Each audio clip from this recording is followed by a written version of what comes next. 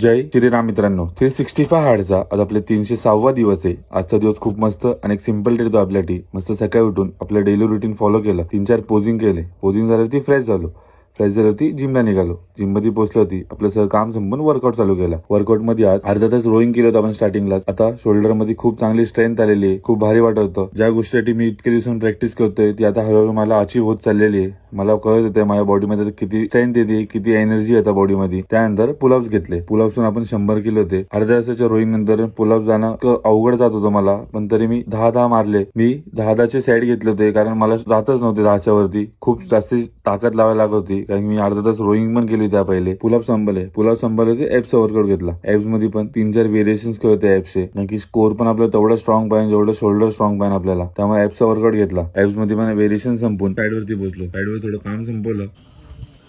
जय श्रीराम मित्रांनो, आज 306वा दिवस आहे। आज मराठी संस्कृतीमधला सगळ्यात मोठा सण, त्यामुळे आज कुठं जाता आलं नाही कारण की सगळे एकत्र आले होते।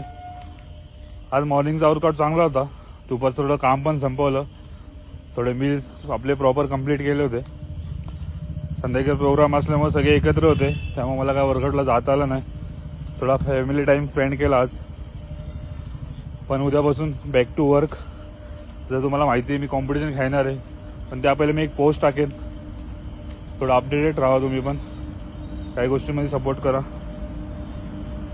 संध्याकाळीचा आपलं एक सिंपल 1 किलोमीटर वॉक केला, आपला एक सिंपल ट्रेन केला।